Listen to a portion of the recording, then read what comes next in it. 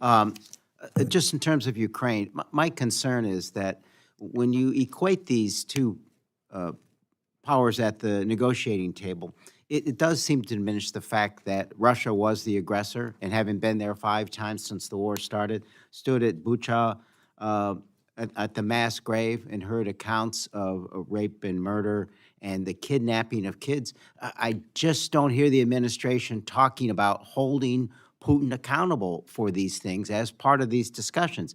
And finally recognizing that Putin doesn't seem to have any reason to negotiate in good faith because he has what, 4 to 6 times the manpower. He treats his troops like cannon fodder. And I think he probably recognized this is an administration that will do another supplemental. So what in the world are we doing to hold him accountable and to actually force him into negotiating in good faith?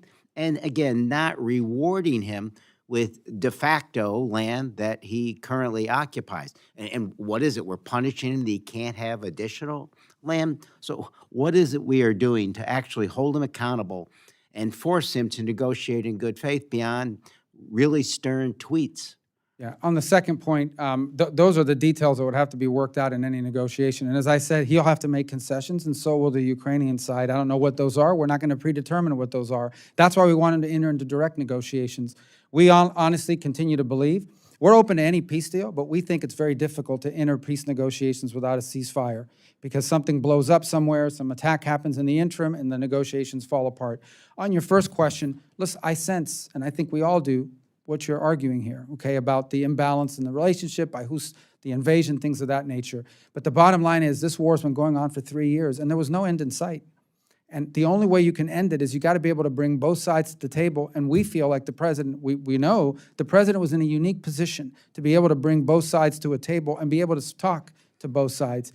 It may ultimately not work out.